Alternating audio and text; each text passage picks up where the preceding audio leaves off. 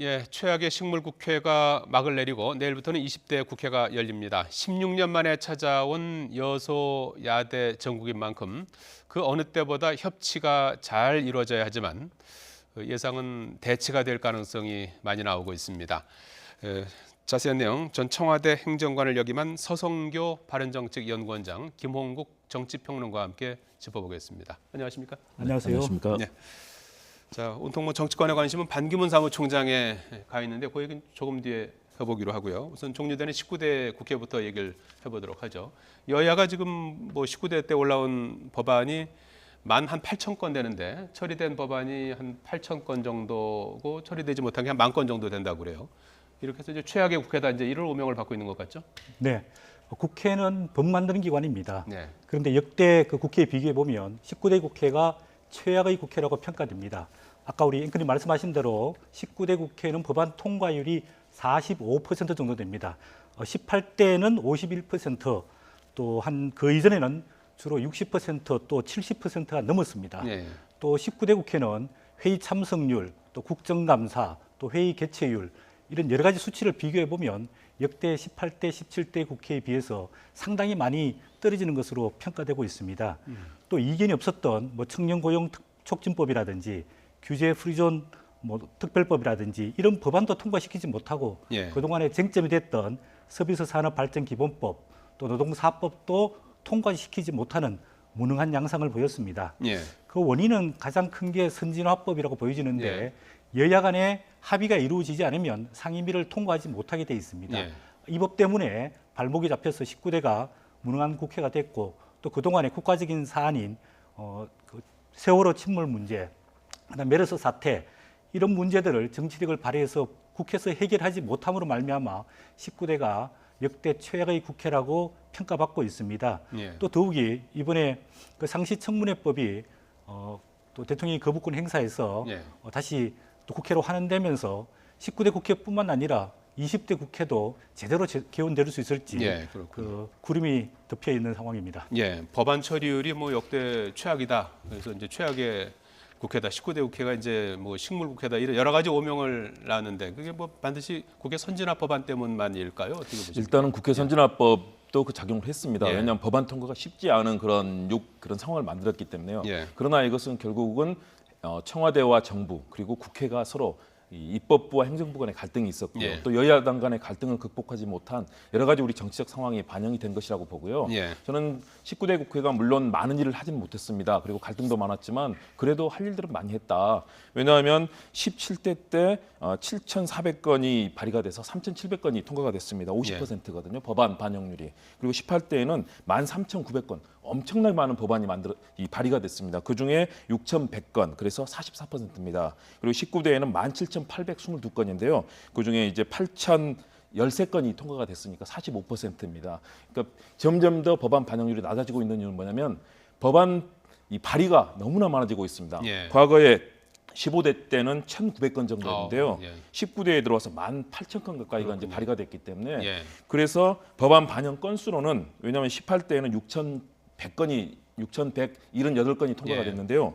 이번에는 8,013건입니다. 다시 말해서 역대 최대로 많이 법안이 통과가 됐습니다. 예, 절대 그럼에도 통과 건수는 많군요. 그렇습니다. 그렇기 때문에 그런 국회의원들이 열심히 일은 했지만 예. 상황이 그렇게 안 됐던 부분들도 좀 봐야 될 것 같고요. 통과율은 이제 역대 최악이다. 이제 그렇습니다. 이렇게 봐야 될 것 같은데요. 그래서 이제 저는 하나 얘기하고 싶은 게 양적 경쟁을 왜냐하면 의원들도 이 법안 발의를 많이 하기 위해서 노력을 하고 정부에서도 많이 하는데 지나친 양적 경쟁이 너무 심화됐다. 도리어 법안의 질을 생각해야 된다. 법안 하나를 만드는데 불과 1년 사이에 뚝딱 만들기보다는 여러 가지 검증을 거쳐서 오랜 기간을 거쳐서 숙려가 되는 그런 좋은 법안이 나와야 되는데 지나치게 짧은 기간에 만들어지다 보니까 도리어 법안이 부작용이 생기고 허술한 법안이 되는 경우가 많거든요. 예. 그래서 이번 19대 국회가 분명히 문제가 있었던 국회는 틀림없지만 또 열심히 일했던 부분도 인정을 받아야 된다. 그리고 20대 국회 때는 이런 양적 경쟁과 이런 갈등의 국회를 좀 지향하고 협치 그리고 여야 상호 간에 또는 또 청와대 행정부와 국회 간에 좀 뭔가 서로 간에 협상력을 가지고 좋은 협치를 만들어가는 그런 20대 국회가 됐으면 하는 그런 바람을 갖습니다. 예. 자, 이 상시청문회법 19대 국회 막바지에 이제 통과를 시켰고요. 대통령이 거부권을 행사해서 다시 이제 국회에서 이걸 이제 통과시키려면 제적 과반수의 이제 3분의 2가 찬성을 해야 이제 통과가 되는데 국회가 끝났습니다. 20대 국회가 이제 내일부터 시작이 되는데 어떻게 되는 겁니까? 상시 네, 청문회법은. 공은 일단 국회로 넘어와 있습니다. 예. 헌법 51조에 보면 의결되지 않은 법안이나 의안은 그 임기가 만료되면은 종료되는 걸로 폐기되는 걸로 되어 있습니다. 예. 그래서 논란이 있는데 학자들 간에도 논란이 네, 좀 있는 것 같아요. 임시청문회법이 예. 국회로 돌아왔기 때문에 19대에서 의결한 게 19대에서 다시 재결되지 않으면 폐기된다는 주장이 있고 예. 그다음에 국회의 연속성을 발휘해서 19대로 넘어왔지만은 20대에 재의결할 수 있다는 양론이 있습니다. 예. 여당은 주로 폐기된다는 입장이고요. 예. 야당은 20대에서 재의결하겠다는 입장입니다. 예. 아마 공은 국회 사무처에서 결정할 것으로 보여지는데 아무도 정치적인 부담이 크기 때문에 사무처도 뭐 결정하기 쉽지 않을 것 같기도 네. 하고요. 예. 이게 뭐 법적으로는 명료하게 결정할 수 있지만 예. 정치적으로 또 파장, 영향을 고려해야 되기 때문에 예. 아마도 결정권은 20대 원구성이 되고 난 이후에 국회의장 그리고 여야 대표 간의 정치적인 결정에 의해서 아마 재의결을 할 거냐 아니면 폐기를 할 거냐 결정될 것으로 보여지는데 예. 안타까운 것은 20대 국회가 이제 여소야대 아까 말씀하신 대로 협치를 통한 어떤 조정 능력을 발휘해야 되는데 네. 이런 상시청문회법으로 인해서 20대 국회가 제대로 깨끗하게 세술은 세부대에 담지 못하는 약간 안타까움을 갖게 됐습니다. 예. 상시 청문회법의 운명 어떻게 될 것 같습니까? 상당히 지금 복잡한 좀 역설적인 운명에 처해 있습니다. 예. 일단 상시청문회법이 갖고 있는 장점이 있었고요. 예. 그러나 행정부에서는 또 큰 부담이 있었던 것도 사실이고요. 이런 부분이 여야 간에 이제 계속 엇갈릴 텐데요. 제가 판단할 때는 상시청문회법이 통과가 사실은 되지 않더라도 이미 여소야대 국면에서 청문회가 이루어질 가능성들은 굉장히 높다고 봅니다. 그렇기 때문에 일단 야당에서는 그동안에 공언했던 것처럼 20대 국회에 들어서서 재의결을 하기 위해서 열심히 여야 간의 협상을 벌이겠다. 예. 또 이미 여당 쪽에서는 사실상 폐기된 것 아니냐 이런 입장이거든요. 예. 그렇기 때문에 초반에 여러 가지 갈등들이 있을 텐데요. 아무래도 상시청문회법이 이런 갈등 속에서 통과되기는 다시 재의결되기도 쉽지는 않다고 봅니다. 그런 상황이라면 여야 간의 초반에 그런 협상이 벌어지면서 갈등이 벌어지는 가운데 상시청문회법이 통과되기는 쉽지 않다. 그렇지만 상시청문회와 거의 비슷한 정도의 위력을 가질 수 있는 다양한 그런 청문회들이 예. 결국은 도리어 여야 간의 갈등 속에 이루어지면 20대 국회가 그렇게 시원한 출발을 하지 못할 것 같습니다. 그게 예. 좀 안타깝게 보입니다. 예. 상시 청문회법도 있고요. 또 원구성 문제도 뭐 이게 난항이 예상된다 이런 전망이 많이 나오는 것 같아요. 지난번에 원내대표가 모여서 국회법에 6월 9일, 10일 정도까지 원구성하도록 이렇게 돼 있다면서요. 그래서 네. 그때까지 이제 지키자 이렇게 이제 합의를 했는데 지켜질 수 있을까요? 아마도 그 지금 상황으로 봤을 때는 예. 시한 내에 원구성하기가 굉장히 어려울 듯합니다. 예. 6월 그 7일까지는 국회의장, 부의장, 즉 의장단을 구성해야 되고 6월 9일까지는 18개 상임위원회 위원장을 선출을 해야 됩니다. 예. 그래야 본격적인 원구성에 대해서 20대 국회가 출범하게 되는데 아까 말씀하신 대로 상시 청문회법 갈등 때문에 아직 원구성이 제대로 협의가 이루어지지 않고 있습니다. 예. 20대 국회가 내일부터 출범을 하는데 예. 실제적인 출범은 원구성이 되어야지 시작된다고 볼 수 있습니다. 예. 참고로 지난 19대 국회 원구성은 약 40일 늦어졌습니다. 그리고 그 이전에 보면 예. 3당 체제일 때 14대 국회에는 125일이라는 기간이 그러니까 거의 4달 정도 늦어진 거죠. 예. 가을쯤 예. 원구성이 된 거군요. 예. 그래서 이번에도 아마 조금 기한 내에 구성하기는 어렵지 않을까 보여지는데 어쨌든 간에 법을 만드는 국회가 먼저 법을 지켜서 원구성을 제대로 해서 20대 국회가 제대로 출범할 수 있도록 해야 되는 게 필요하지 않나 싶고요. 일각에서는 만약에 원구성이 지연돼서 20대 국회가 출범 제대로 못하면 예. 그 기간 동안에 국회도 무도농 무임금을 적용해서 세비를 반납해야 된다. 세비를 반납해야 된다 이런 주장도 제기되고 있습니다. 예. 원구성 뭐 이렇게 제대로 안 되는 이유가 무엇입니까? 일단은 역시 예. 서로 간의 초반 힘겨루기가 계속되고 있는 거죠. 그리고 이번 국회 이제 상시청문회법과 이전에 이제 5.18 님을 위한 행진곡 이 두 개의 파문이 있었지 않습니까? 사실은 협치에 대한 기대가 있었는데 이 두 개가 서로 간에 어그러지고 특히 이제 청와대에서 아주 강한 이런 입장을 여당과 같이 공유를 하고 있는 상황이거든요. 그렇다면 20대 국회 초기에 이런 협치의 기본을 살리기는 좀 쉽지 않아 보이는 국면입니다. 일단 여당에서는 제때 출범시키자, 야당도 분리대응하겠다라고 얘기는 하고 있지만 국회의장의 배분 문제, 또 각 법사위원장과 상임위원장의 배분 문제를 놓고 아마 쉽게 여당도 이제는 양보하지 않을 그런 가능성이 크고요. 또 야당 측에서도 최근에 과거 국회의장과 법사위원장을 여당과 야당이 좀 골고루 가져야 되는 것 아니냐는 입장을 보였던 국민의당이 최근에 입장을 좀 바꿨습니다. 국회의장과 법사위원장을 야당이 가져야 된다 이런 예. 입장이 나왔기 때문에 역시 서로 간에 이런 강경한 입장이 부딪히면 말로는 국회 기일을 지키자라고 했지만 지키기가 쉽지 않아 보입니다. 그래서 예. 상당한 갈등이 예상됩니다. 자, 반기문 사무총장 행보가 예사롭지 않습니다. 지금 그 제주 포럼에서 관훈클럽 토론회에서 이제 상당히 그 의미 있는 발언을 하지 않았습니까? 올 연말까지 임기가 끝나면 내년 1월 1일 대한민국 시민으로서 뭐 결심을 하겠다 이제 이런 언급을 했고요. 어제는 김종필 전 국무총리를 만났단 말이에요. 이거 어느 정도로 봐야 됩니까? 대선 출마를 시사했다 뭐 이렇게 이제 많이들 보고 있는데요. 예, 뭐 시사했을 뿐만 아니라 명확한 행보를 하고 있다라고 보여집니다. 예. 어제 그 김종필 전 총리를 한 30분간 면담을 했는데 아마 뭐 특별한 이야기는 없었을 겁니다. 예. 건강 문제, 또 본인이 유엔 사무총장으로서 역할 문제, 또 서로 열심히 했으면 좋겠다 덕담을 했지만 만남 자체가 큰 정치적인 메시지를 주는 겁니다. 예. 왜냐하면 김종필 전 총리는 호남의 어쨌든 간에 정치적인 상징적인 인물이기 때문에 같은 충청도 출신인 반기문 유엔 사무총장이 김종필 전 총재를 만나는 것 자체가 충청에 대한 표심을 상당히 의식하고 자극한다 이렇게 볼 수 있습니다. 예. 어제 또 만찬에서는 전직 총리 세 분과 만찬을 했는데 예. 뭐 고건 전 총리, 노신영 전 총리, 또 한승수 전 총리 예. 이런 그 반기문 유엔 사무총장의 그 멘토 그룹이라고 불려지고 있는데 이런 분들에 대한 뭐 귀국 인사차겠죠. 예. 그러지만 이 만남 자체가 반기문 유엔 사무총장의 앞 행보에 예. 상당히 힘을 실어주는 것 아닌가 이렇게 보여지고 있습니다. 예.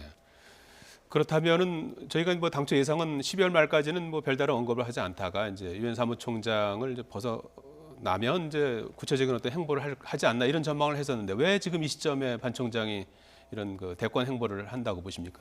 역시 12월까지 예. 이번에 방한하신 뒤에는 사실은 한국을 다시 찾는 일정이 쉽지 않을 겁니다. 예. 뭐 아주 긴급한 한반도의 상황이 있다면은 예. 다시 한번 방한을 하시거나 또는 북한을 방문한다든가 뭐 이런 상황이 펼쳐질지 모르지만 그러나 한국에 다시 영향을 미치는 그런 행보를 하기는 쉽지 않으실 겁니다. 그래서 저는 이번 행보가 대권 주자로서 각인을 시키는 효과를 노렸다.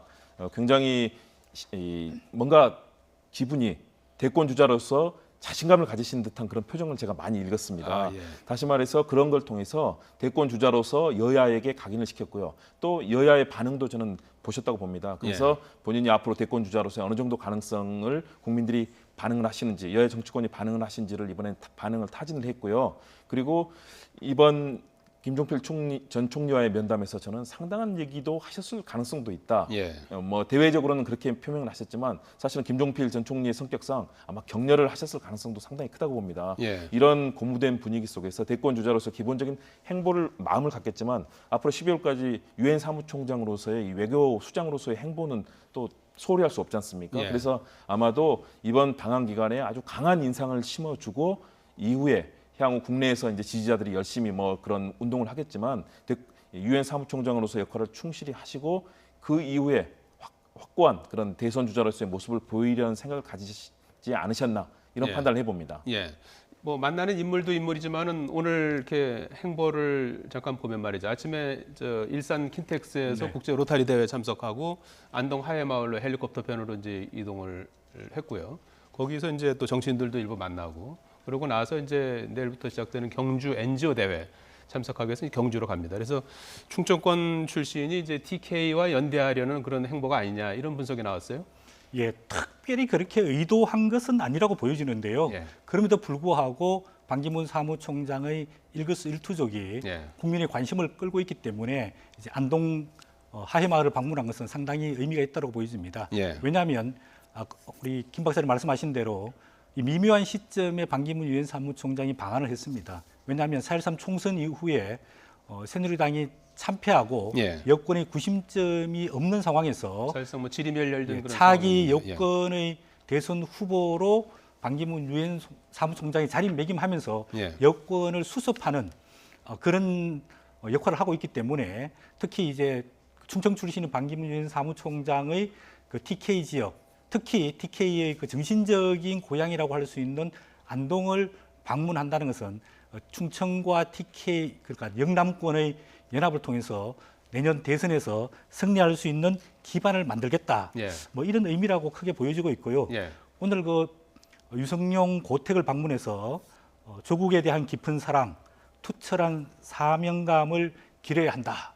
이런 방명록 서명을 했는데 예. 그 서명이라는 것은 본인의 의지를 직접적으로 표현했다라고 볼 수 있겠습니다. 예. 즉 우리 대한민국이 지금 굉장히 어려운 상황인데 예. 본인이 공직자로서 다시 한번 기회가 주어진다면 예. 사명감을 가지고 이 대한민국이 위기를 극복하는데 최선의 노력을 다하겠다. 이런 메시지를 충분히 보냈다고 보여집니다. 예. 반 총장이 대선 국면에 만약에 뛰어든다면 파괴력과 영향력은 어느 정도라고 보십니까? 예, 상당히 크다고 봐야 되겠죠. 예. 왜냐하면 반기문 유엔 사무총장이 10년 동안 유엔 사무총장을 하면서 예. 쌓은 국제적인 경험과 예. 또 국제적인 네트워크, 특히 이제 대북 문제, 북한 문제를 해결할 수 있는 대화 채널과 상당히 많은 경험을 쌓았기 때문에 예. 그게 나중에 한국에 돌아오게 되면 큰 자산이 일단 될 것이라고 보여집니다. 예. 그리고 또 여당에는 지금 마땅한 대선 주자가 없습니다. 예. 민주당에는 더불어민주당에는 문재인이라는 상수화된 대선 후보가 있는 반면에 예. 여권에서는 후보가 없기 때문에 여권의 후보로서 만약에 본인이 선출된다면은 그런 부분에서는 또 상당히 지역적 기반이나 또 가치적 기반을 가질 것이라고 보여지는데 네. 첫 번째 과제는 일단 반기문 유엔 사무총장이 어떤 충청권의 대표 주자로서 충청 표심을 얼마나 흡수할 수 있을 것인가 그게 예. 관건이라고 보여집니다. 이번 4.13 총선에서 충청권은 새누리당이 14석 또 야당이 13석 네. 아주 균등하게 배분이 됐습니다. 예. 이 나누어진 표심을 어떻게 반기문 사무총장이 예. 전체 흡수할 것인가 또 영남의 지지를 예. 얼마만큼 이끌어낼 것인가 첫 번째 알겠습니다. 과제고요. 두 번째는 반기문 유엔 사무총장이 외교는 잘하지만 과연 경제, 특히 서민 경제 이런 문제를 얼마나 잘할 것인가 그런 부분도 앞으로 크게 보완해야 될 부분이고 앞으로 이제 험난한 검증의 과정을 어떻게 넘어서야 될 것인지 이것도 김홍구 반기문 사무총장의 과제라고 보여집니다. 김홍국 평론가께는 이런 질문을 좀 드렸으면 좋겠어요. 그 반기문 사무총장 물론 뭐 아직 대선 출마 공식 선언한 건 아닌데 이제 나오는 걸 이제 전제로 본다면 이제 정치 경험이 별로 없기 때문에 이 험난한 검증 과정, 맷집이 과연 있을 것이냐 이런 얘기들도 많이 하는 것 같아요. 어떻게 영향력이나 파괴력과 함께 좀 얘기 좀 해주시죠. 일단 영향력은 뭐 상당하실 겁니다. 예. 그 유엔 사무총장이라는 세계 최고의 기구에서 수장으로 근무했던 것, 대한민국의 사실은 자존심이고 자부심이죠. 예. 대신에 그러나 그동안의 행정 경험, 제가 외교부 장관 하실 때 또 출입 기자를 해서 지켜본 예. 경험이 있습니다. 예. 굉장히 성실하고 열정이 넘치신 분입니다. 대신에 정치권의 험난한 검증의 과정을 과연 견딜 수 있을 것인가. 예. 특히 국내에서 상당 기간 떨어져 있었기 때문에 이런 국내 현안들을 해결할 수 있는 능력에서는 사실은 상당한 어려움이 있고요. 예. 야권에서뿐만 아니라 여권 내부에서도 상당히 벌써 검증을 벼르고 있습니다. 예. 쉽지는 않아 보이고요. 이렇게 국내 정치에 관여하게 됨으로써 현재 유엔에서도 제가 듣기로는 유엔의 뭐 기자라든가 사무국에서도 상당한 동요가 일고 있다고 합니다. 예. 다시 말해서 국내 정치에 개입함으로써 유엔의 그동안 중립적이고 객관적인 국제사회의 권능에 가서 상당한 치명적인 그런 어려움이 될 수도 있기 때문에 예. 그렇다면 남은 임기를 잘 마무리하시는 것도 좀 어려움이 있을 수 있거든요. 예. 그래서 사실은 걱정을 하고 있는데 그런 여러 가지 과정들, 특히 국내 경제와 민생에 대해서 어느 정도 이런 능력을 발휘하실지 그리고 국제사회에서 품었던 이 외교력을 국내 정치에서 어떻게 협치의 과정 속에서 본인의 정치력을 검증받으실 건지 제가 보기에는 굉장히 어렵고 험난하다. 참 쉽지는 않다고 보이는데요. 역시 본인의 그런 그동안 쌓았던 역량이 어느 정도 발휘될지 지켜봐야 할 것 같습니다. 네, 우려와 기대를 잘 헤아려서 대처를 할 수 있는지 한번 지켜보도록 하겠습니다. 전 청와대 행정관을 역임한 서성교 바른정책연구원장 김홍국 정치평론가였습니다. 두 분 고맙습니다. 고맙습니다.